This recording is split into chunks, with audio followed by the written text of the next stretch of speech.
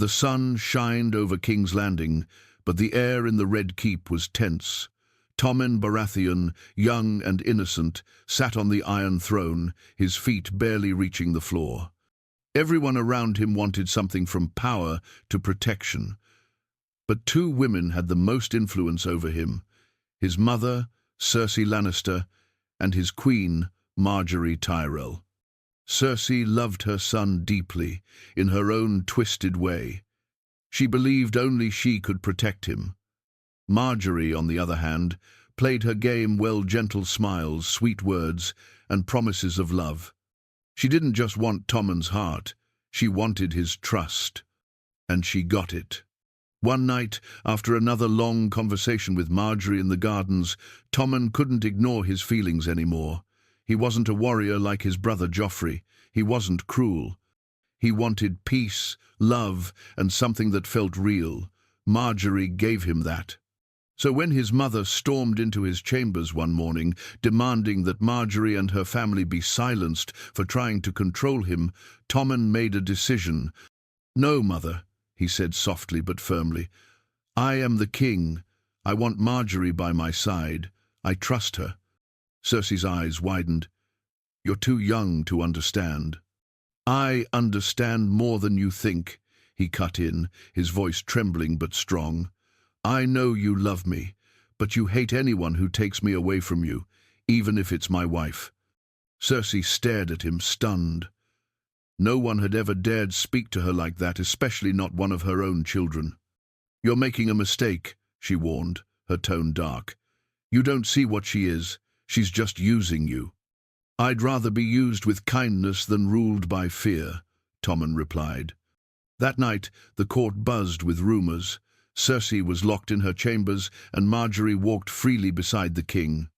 The High Sparrow, who once had power over the city through fear and faith, found himself challenged by a united royal couple. Tommen publicly declared his loyalty to Margaery and announced reforms that Cersei had always opposed. He released Loras Tyrell from prison. He gave the Faith less power in the court, and he ordered that the Faith militant be disbanded. The city watched in awe. Tommen, once seen as a soft and passive boy, was suddenly acting like a true king. But not everyone was happy. Cersei's rage boiled beneath her calm face. She had lost Joffrey to poison, Myrcella to the Martells. And now Tommen, her last child, was slipping from her grasp, stolen not by death, but by love. She began to plot. In the shadows of the Red Keep, she met with Qyburn, her most trusted and dangerous ally. "If he won't listen to me," she said coldly, "then we make him see what kind of woman he's married." Qyburn nodded.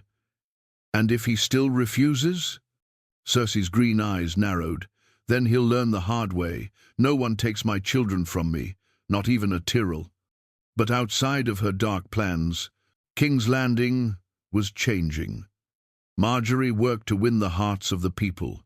She visited the poor, healed the sick, and gave gold to the orphanages. Tommen followed her lead, smiling more than ever, feeling loved, feeling free. He didn't know what his mother was planning. He believed she would come to accept his choice. He was wrong. Cersei had already decided if she couldn't have her son's heart, she'd burn down everything around him. Tommen's days began to feel like dreams. For the first time in his young life, he had control not just of the throne, but of his choices. Margaery was always beside him, whispering advice into his ear with a soft voice and calming smile. She didn't force him, she guided him. And that made all the difference. King's Landing had started to breathe easier. The Faith militants' grip loosened, and the streets were no longer filled with fear of being punished for sin. People began to cheer for their young king, and even more for their queen. Queen Margaery the Kind, they called her, the flower of the capital. But the scent of flowers didn't reach the dark corners of the Red Keep, where Cersei moved like a trapped lioness, pacing and plotting. "She's turning him against me," she growled to Qyburn. "He was mine, always mine." "Qyburn, ever calm and pale, gave a small nod. He's still young, still vulnerable. The right event, the right pain, might open his eyes. Cersei's expression darkened. Then let's give him something to mourn. She began with whispers, spreading rumors in the court that the Tyrells were planning to poison the Lannisters, that Margaery had a lover in the shadows, that she mocked the king behind his back. Servants were paid, letters forged, and secrets invented. It wasn't the truth that mattered, it was the seed of doubt. But Tommen, shielded by love, refused to believe it. She would never, he said to his mother during one of their rare, cold meetings. You don't know her like I do, Cersei snapped. You think she loves you? If you were a commoner, she wouldn't even look at you. Tommen's voice trembled. That's not fair. No, she hissed, stepping closer. What's not fair is watching my last child be dragged into the Tyrell's game like a puppet on strings. Tommen turned away. He didn't want to fight her. But he wouldn't abandon Margaery. So Cersei changed her plan. She needed something stronger, something deadly. That night, she ordered Qyburn to prepare the wildfire-hidden barrels left behind from the Mad King's reign, still resting in the catacombs beneath the Sept of Baelor. I want a message sent, she said, her voice a cold whisper, one the people won't forget. Qyburn hesitated. Your Grace, the risk. I said do it. A few nights later, the Sept was packed. The Faith was hosting a public ceremony to re-establish peace between the Crown and the Faith. It was Margaery's idea to bring unity and show the city they had nothing to fear. Tommen was supposed to attend, but Margaery convinced him to stay in the Red Keep and rest. You've done enough, she had said with a kiss on his cheek. Let me represent us both. He agreed. She walked into the Sept, wearing white and gold, smiling as people bowed and whispered her name with hope. The High Sparrow stood at the altar, Loras by her side, and thousands watching. Cersei stood in her chamber, dressed in black, her wine untouched, her eyes on the window. Qyburn gave the signal. A deep, awful rumble echoed through King's Landing. Then fire. Green. Screams tore the sky apart as the Sept exploded in a flash of wildfire, killing everyone inside. Margaery, Loras, the High Sparrow, hundreds of nobles. Tommen watched it from his balcony. He stood frozen, unable to breathe, unable to speak. His queen, his love, gone in a blink of green fire. Silence filled the throne room. Then a scream. He collapsed to the floor. The guards rushed to him, but Tommen wasn't injured. He was broken. Cersei arrived minutes later, her face calm, eyes proud. She knelt beside him and touched his hand. It had to be done, she whispered. Now you're safe. You'll see it one day. Tommen didn't answer. His hand didn't move. His face was pale, drained of everything. That night, King's Landing burned with mourning. But inside the Red Keep, a young boy sat on the edge of his bed, holding Margaery's wedding ribbon in his hands, staring at the floor with dead eyes. He was king, but he had no crown worth wearing anymore. Tommen did not sleep that night. His eyes stayed open, staring at the cold stone floor as if it might bring Margaery back. Every time he blinked, he saw the explosion, the green fire swallowing the Sept, the walls collapsing, the screams fading into nothing. He felt like someone had reached into his chest and ripped out the only warm thing he ever had. He didn't cry. He was past crying. Something inside him had gone quiet, dangerously quiet. When morning came, the Red Keep was filled with anxious whispers. Servants walked slowly, afraid to make noise. Even the Kingsguard avoided meeting the young king's eyes. They had never seen Tommen like this, still, silent, unblinking. Cersei came to him dressed in her new black gown, her hair cut short like a warning. She sat beside him on his bed and touched his shoulder as if she still believed her love could erase the horror she had caused. "Sweetheart," she whispered, "I know this is hard, but the faith was dangerous. The Tyrells wanted power. I saved you." For the first time, Tommen looked at her. Really looked. His eyes were different now, no longer soft or innocent. They looked older, harder. "You killed her," he said quietly. Cersei froze. She was going to... "You killed her," he repeated, a small tremble in his voice. "You killed my wife." Cersei opened her mouth to speak, but nothing came out. Tommen stood up, something new burning inside him. Not rage, not grief, something sharper clarity. "You think you protect me," he said, "but you only protect yourself." "Tommen, You destroyed the Sept. You murdered hundreds. How is that protection?" Cersei's jaw tightened. "Everything I do is for you, for our family." "No," Tommen whispered. "Everything you do is because you can't stand losing control." Cersei's eyes flashed with anger. "I am your mother. You don't speak to me that way." Tommen stepped back, his expression cold. "I am your king." For the first time in her life, Cersei was speechless before her own child. He turned away from her, refusing even to look at her shadow. Cersei left the room in silence, furious and afraid. The moment she was gone, Tommen walked to the mirror. He didn't recognize the face staring back. He was only a boy, but he felt like he had aged 10 years overnight. He went straight to the small council chambers. The members stood when he entered, confused by his early arrival and the dark circles around his eyes. "We will hold a funeral," Tommen said, "a proper one, and I want Margaery's ashes placed in the royal crypt beside the kings and queens of old." Kevan Lannister cleared his throat. "Your Grace, the Queen Mother may not approve." Tommen looked up slowly. "I didn't ask if she approves." The council exchanged worried glances. The boy, who once avoided confrontation, was gone. "And another thing," Tommen continued. "I want an investigation into the destruction of the Sept." The room went silent. Kevan swallowed. "Your Grace, surely you don't mean—" "I want answers," Tommen said. "I want every rumor examined, every guard questioned, every tunnel searched." "But Your Grace," another council member whispered, "many are saying it was wildfire." Tommen's heart throbbed with pain. "Then find who used it." No one dared say Margaery's name. No one dared say Cersei's either. That night, Tommen walked alone in the Red Keep gardens, the same place where Margaery once held his hand and told him he could be a great king. The flowers she liked were still blooming. He touched one gently, his fingers trembling. "You believed in me," he whispered. "You made me believe in myself." He closed his eyes, fighting the heaviness in his chest. "I won't let your death be for nothing."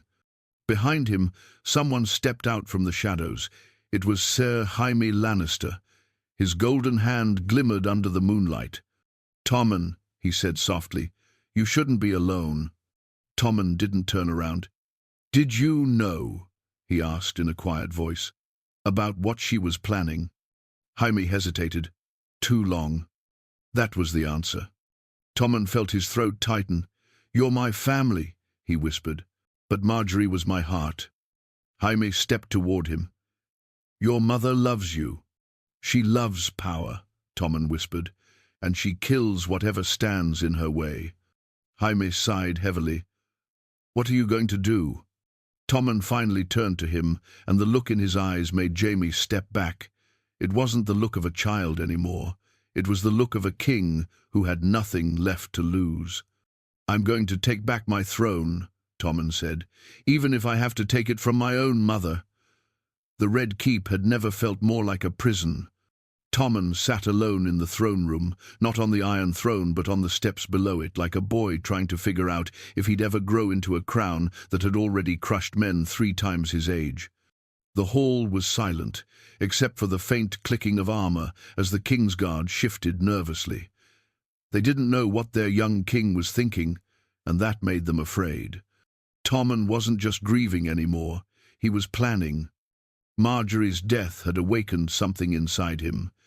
He had spent too long being everyone's puppet, Joffrey's shadow, his mother's darling, the High Sparrow's tool, the Tyrell's hope. Now, with all of them gone or exposed, only one truth remained. He had to become his own king, and that meant Cersei had to fall. But she wasn't stupid. She knew the moment Tommen rejected her comfort after the explosion that her grip on him was slipping, and Cersei Lannister never let anything slip without a fight. She doubled the guards at her door. She ordered Qyburn to expand his network of little birds. And she began isolating Tommen again, removing his allies, controlling his food, keeping ears on every servant in the Red Keep. It was like watching a snake coil around her prey, slow and deadly. But Tommen wasn't as helpless as she thought. He began reaching out in secret, first to the Tyrell bannermen who had survived the blast, then to Lord Tarly, who still held resentment for how Cersei had handled the faith. Most didn't trust him, he was just a boy. But when he met with them under candlelight in quiet halls and hidden chambers, something had changed in his voice. His words no longer wavered. "I will not let her rule through me," he told them. "I may be young, but I'm not blind anymore. I loved Margaery. I let her die thinking I was weak. I won't make that mistake again." It was Sir Davos Seaworth who surprised him the most. The Onion Knight had arrived in King's Landing under the banner of peace, but Tommen saw in him something few courtiers had honor, and that was rare in the capital. Davos bowed when Tommen summoned him. "Your Grace." "I need help," Tommen said, "not with war, with justice." Davos narrowed his eyes. "Justice? For whom?" "For my queen. For the people Cersei murdered." Davos was quiet for a long moment. "If you go against her, she won't stop. She'll burn this city again. Maybe even you." Tommen's lips tightened. "Then let her try." That night, Tommen's secret council met for the first time in the depths of Maegor's holdfast. A small group, Sir Davos, Lord Tarly, Olenna Tyrell's surviving cousin, and a few loyal knights. They formed a plan. Cersei had the mountain, she had Qyburn's spies, she had fear, but Tommen had the one thing she had long forgotten: the people. When Margaery lived, the people adored her. They still lit candles for her. They still cursed Cersei in the shadows. All Tommen needed was to show them he was not his mother's son, not anymore. Within days, anonymous messages spread across the city. "The king lives, the queen died, ask who lit the fire." Street murals of a green flame with a crown melting in it began to appear. Cersei ordered the guards to arrest those responsible, but the images kept coming. The people were waking up. Then came the speech. Tommen appeared on the great Sept's ruins, standing before thousands. His voice carried through the ruined square as he addressed the city. "My wife, your queen, died here. So did your brothers, your sisters, your mothers, and no one has answered for it. I will." The crowd fell into silence. "I was a boy when I took the throne. I let others guide me. But I am a boy no longer. And I promise you, as your king, I will bring justice, even if it means facing my own blood." From a nearby tower, Cersei watched, wine glass trembling in her hand. "He's turned them," she whispered. Qyburn nodded grimly. "He's no longer your son." Cersei's eyes burned with fury. "Then he's my enemy." The Red Keep had grown colder, not in temperature, but in spirit. There was no laughter, no music, no warmth in the halls anymore, only steel, stone, and the heavy silence of two monarchs at war beneath the same roof. Tommen didn't trust anyone fully. Not anymore. He ate only from sealed plates prepared under watch. He slept with guards he handpicked. And he wrote messages with his own hand, sealing them with wax and hiding them in books passed to allies in the court library. It was a game of shadows now. And Cersei? She had never been more dangerous. The day after Tommen's speech in the ruins of the Sept, 3 of his loyal servants were found dead in the black cells, no wounds, just silence and stiffened limbs, poison, a warning. One that didn't need to be signed. He knew it came from her. Then Sir Davos disappeared for 2 days. When he returned, his hand was bleeding, and he wouldn't speak of what had happened, only said, "Your mother's claws are deep." But not deep enough. Cersei's rage had turned inward. She could no longer command Tommen, so she attacked the roots, his support, his message, his very voice. She began holding her own court from her private chambers, inviting lords and ladies loyal to her name and twisting their ears with lies. "The boy is weak," she told them, "guided by ghosts and soft men." She promised safety, wealth, survival, but everyone knew what she was truly offering: fear in exchange for obedience. And still, people whispered about Tommen. The boy who lost his queen, the boy who challenged his own blood, the boy who might be a real king after all. The streets carried his name again, not in mockery or pity, but in curiosity, in cautious hope. Then came the assassination attempt. It was supposed to be a quiet night.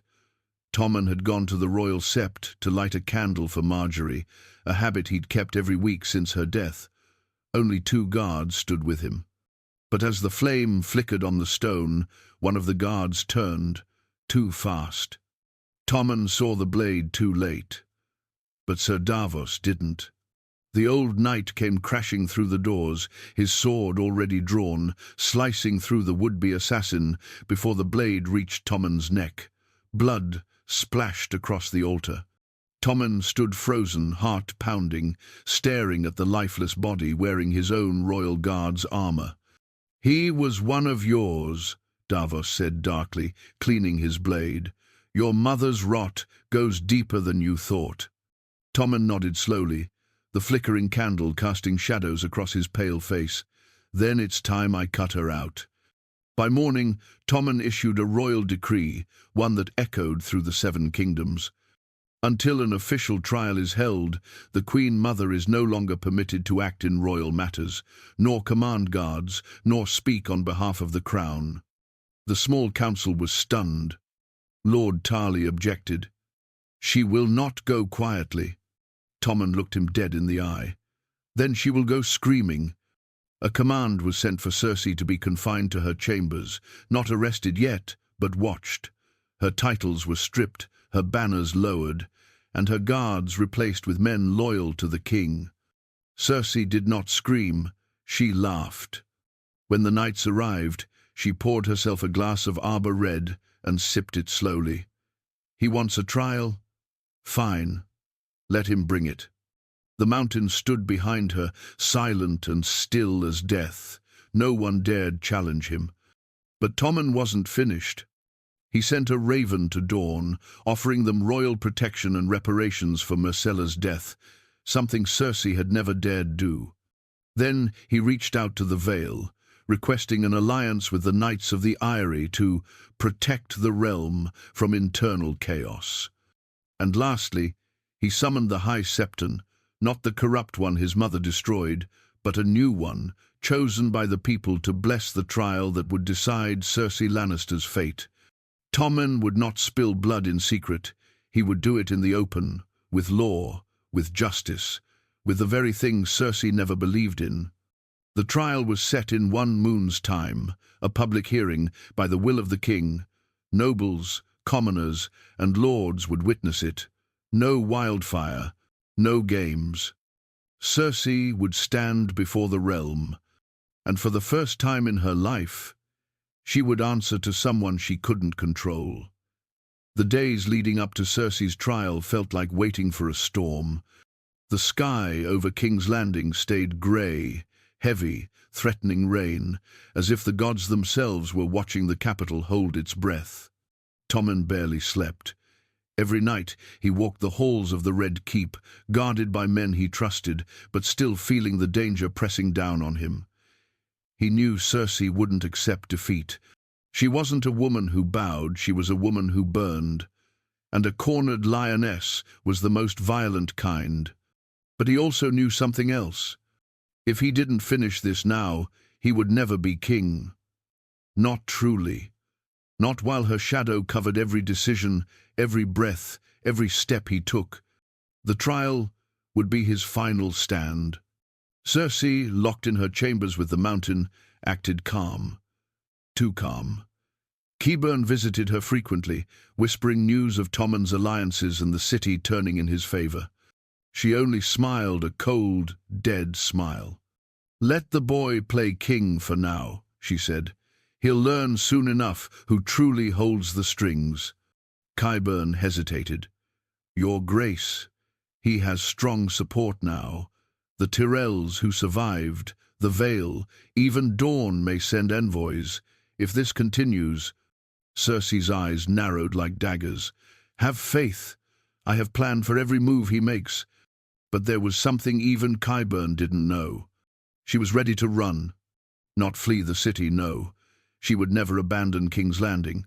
She planned to escape the trial, to slip away, gather loyalists, and retake the throne by force.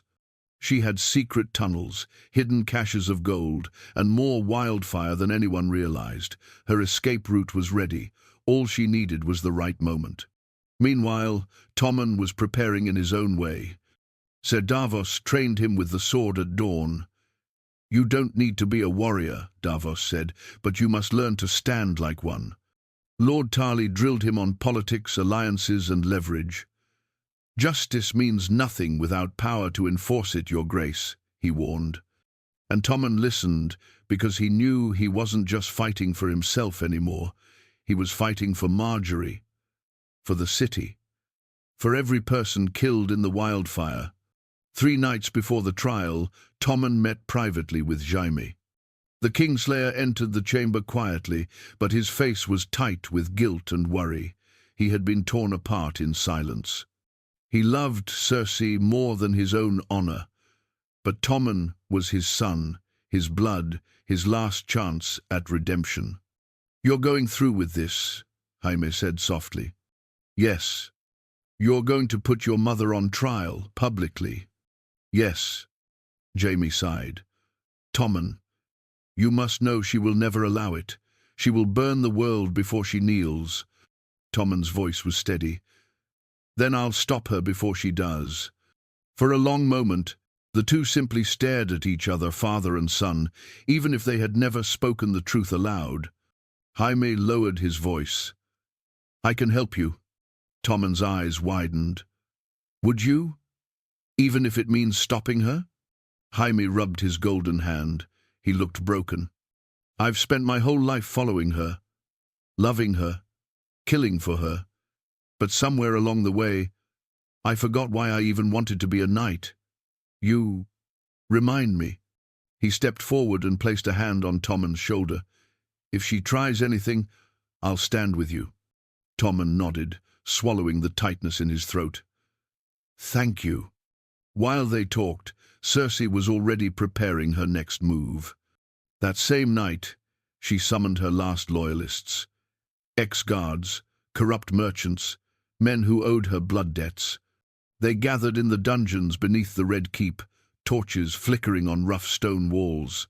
"Tomorrow," she said, her voice echoing, "the boy tries to put me in chains." Murmurs of outrage rippled through the room. "But we will not let it happen." She pointed to the tunnels leading out of the city. "When the trial begins, I will leave through the passages no one knows. Qyburn will signal you.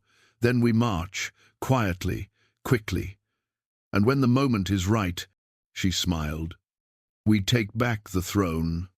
But Cersei didn't know one thing. A boy had overheard her.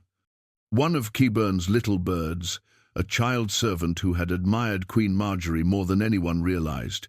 He slipped away from the shadows, heart racing, running through the tunnels until he reached the surface. He sprinted all the way to Tommen's chamber, panting, terrified. "Your Grace, please," he cried. "I have to tell you something about the Queen Mother." And when he spoke, Tommen felt his stomach turn to ice. Cersei wasn't planning to fight at the trial. She was planning to run, and she wasn't coming back alone. Tommen stood up, heart pounding, one clear thought in his mind. It ends tomorrow. One way or another, Tommen woke before dawn. For the first time in his short, troubled life, he felt the weight of the kingship settle on him like real armor. Heavy, painful, but solid. The boy inside him had died with Margaery.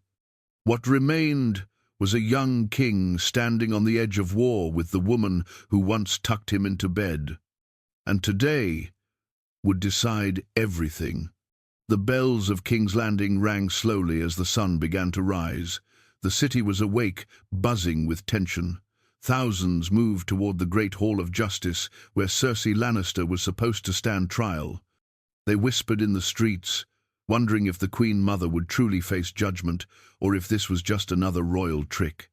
Tommen dressed himself without help, simple black clothes, no crown, no gold, just the sigil of House Baratheon and a thin sword on his belt, not for battle, but for courage. Outside his chamber, Sir Davos and a dozen loyal knights waited. "Ready, Your Grace?" Davos asked softly. Tommen nodded. "If I'm not ready now, I never will be." As they walked through the halls, the Red Keep felt different. The shadows felt thicker, the silence felt heavier. Every corner could hide a blade, every servant could be a spy. Cersei's influence still clung to these walls like poison. When Tommen reached the doors of the Great Hall, Ser Jaime was waiting. He met Tommen's eyes, the conflict inside him clear as day. "She won't come," Jaime said quietly. "I know," Tommen replied. "Then, what's your plan?" Tommen took a deep breath. "To show the realm who truly stands for justice and who runs from it." Jaime looked at him with something close to pride and pain. Inside the hall, nobles filled the seats. Lords from the Vale, Dawn's envoys, Tyrell bannermen who had survived the wildfire, and the new High Septon in white and gold. Everyone waited. The air crackled with expectation. Tommen stepped forward. "The crown calls Cersei Lannister," the High Septon announced. Silence. "Cersei Lannister, daughter of Tywin Lannister, stand before the realm." More silence. Whispers grew. A few looked around nervously. Tommen kept his face calm, though his heart hammered against his ribs. "She's not coming," a noble murmured. "She's fleeing justice." Another shouted, "The Queen Mother is hiding like a coward." The hall stirred with anger. Tommen stepped forward. "She is not here because she fears the truth," he said, projecting his voice across the chamber. "She fears judgment. She fears what she cannot control." His voice didn't shake. "Not once.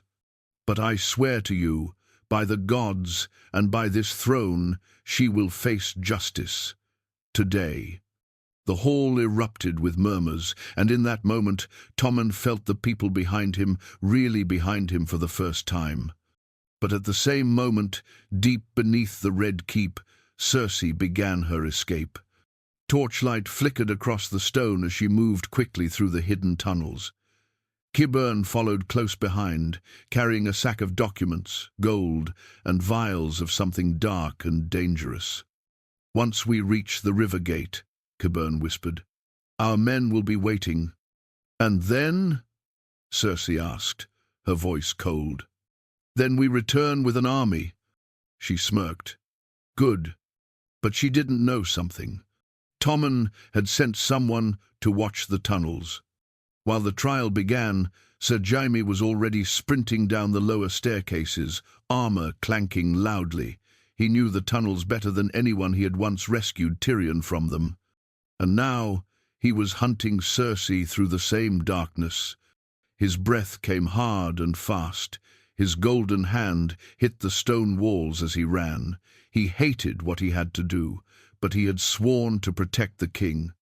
"Cersei!" he shouted into the tunnels. His voice echoed. She froze. Slowly she turned, her torchlight illuminating her face filled with anger, disbelief, betrayal. "Jaime," she said, her voice shaking. "Move aside. Now." "I can't let you do this," Jaime said, tightening his grip on his sword. Her eyes filled with fury. "You would choose him over me. I carried your children. I loved you when the whole world hated you." Jaime stepped closer. "And I loved you more than honor, more than oaths. I loved you wrongly, but I won't let you burn the world again." Cersei's voice turned to ice. "Then you are no son of mine, no lover, no lion." She nodded to the mountain, who stepped forward, massive and monstrous. Jaime drew his sword. The clash was brutal. Jaime was fast, skilled, desperate, but the mountain was unstoppable. Steel rang against armor. Sparks flew. Jaime was knocked against the stone, breath leaving his chest, but he stood again, stumbling back into position. Above ground, Tommen waited in the great hall, unaware of the battle happening beneath him. "Fetch the Queen Mother," he ordered, and the knights rushed out. Back in the tunnel, Jaime's sword shattered under the mountain's strength. He fell to the ground, blood spilling from his lip. Cersei watched coldly. "You always were the weak one," she said. But Jaime did something unexpected. He got up again, without a weapon, bleeding, half broken. He stood between the mountain and the exit, spreading his arms. "You'll have to kill me," he whispered. And for the first time, the mountain hesitated. Cersei's face twisted. "Move, Jaime." "No." Her breathing grew sharp. Furious, she realized he meant it, truly meant it. He would die to stop her, and she couldn't kill him. Not him. Not Jaime. With a scream of rage, she turned and fled down the opposite tunnel, running deeper into darkness. Jaime sank to the floor, exhausted, defeated, but alive. And Cersei Lannister disappeared into the bowels of the city. When Tommen's knights arrived, she was gone. Vanished. Escaped justice. Tommen knew then. The final battle wasn't over. It had only just begun. The hunt for Cersei Lannister became a ghost story. For weeks after her escape, the city whispered of her like a cursed shadow. Some claimed they saw her fleeing into the sewers beneath the Red Keep, cloaked in black, barefoot. Others swore she'd escaped the city entirely, smuggled away by the last of her loyalists. But no one could confirm anything, not even Jaime, who had collapsed in the tunnel after her escape, more broken in spirit than body. King's Landing tried to move on. Tommen held council daily, signing laws that Margaery once dreamed of. He restored order to the city, punished corrupt lords, gave coin to orphanages. And still, every day, he lit a candle for the wife he lost to his mother's fire. But no candle could keep the darkness away forever. One rainy night, as thunder rolled over the capital and lightning tore across the sky, a message arrived for the king, delivered by an old woman with a burned hand and dead eyes. Tommen opened the scroll, his hands trembling. "Meet me where the lion first bled." He read it again. He knew what it meant. The ruined tower outside King's Landing, the one where Jaime fought a rebel during Robert's rebellion, where Lannister blood had first stained the ground near the capital. Only a handful knew that history. Only family. He rode out before dawn, disguised in a black cloak, with only Sir Davos and 2 guards trailing from a distance. Rain soaked his cloak. The city disappeared behind him. And ahead, the tower waited like a forgotten ghost. He entered alone. The door creaked. Stone walls stood damp and cracked with moss. In the corner, firelight flickered. Cersei sat beside it. No crown, no armor, Just her in a worn grey cloak, her golden hair grown out in tangled waves, her face older now, harder, sharper, and yet so deeply tired. The storm outside made her look almost human. She turned when she heard him enter, and for a moment she almost smiled. "My son," she said softly, "you came." Tommen didn't return the warmth. He stepped forward, slowly. "Why?" Cersei rose to her feet, slow and graceful, as if nothing had changed. "Why what?" "Why everything," Tommen said, his voice cracking. "Why did you kill them? Why did you destroy the Sept? Why couldn't you just let me love her?" Cersei's expression twisted, not in guilt, but in frustration. "Because she was stealing you, because I knew she would break you, like this world breaks soft boys." "You broke me," Tommen whispered. Cersei's eyes flashed. "No, I made you. Without me, you would have been nothing but a puppet. Do you think Margaery really loved you? You were a crown to her, a key to power." Tommen's fists clenched. "She made me feel like I mattered." "She made you feel," Cersei spat. "That's your weakness, and it's why she had to die." Tommen stared at her, silent. The rain outside pounded louder. "I wanted to protect you," Cersei said, her voice softened. "That's all I ever did. Everything I did for you." "No," Tommen said, stepping closer. "You did it for control, for yourself. You burned my queen, destroyed my court, and murdered innocents. You did it all so no one else could love me." She flinched. "Just barely." "I'm not your little boy anymore," he said. She looked at him then, really looked, and for the first time Cersei Lannister saw what she had created. Not a king of strength, not a son of love. A broken boy, standing with a sword and a crown, trying to make sense of the ashes she left behind. "What now?" she asked quietly. "Will you arrest me? Kill me?" Tommen shook his head. "You're already dead to the realm. Your name is cursed. Your legacy is wildfire and blood. But I won't kill you, Mother. That's the one mercy I'll allow." She stared, mouth tight. "I'm sending you to the wall," he said, "to live out your days among thieves and traitors, where your name means nothing." Her eyes widened in horror. "You can't." "I can. I'm the king." He turned and walked toward the door, the guards entering behind him. "You'll regret this," she screamed. "You think this is justice? It's vengeance. You are your father's son." Tommen stopped for a moment at the threshold. He looked back once, eyes filled with quiet fire. "No," he said, "I'm yours, and that's the saddest part." He walked out into the storm. Behind him, Cersei Lannister was dragged away, kicking, screaming, vanishing into history not as a queen, but as a prisoner. And outside, as the storm began to break, the people of King's Landing looked to the Red Keep once more. A boy had become a king, but it had cost him everything.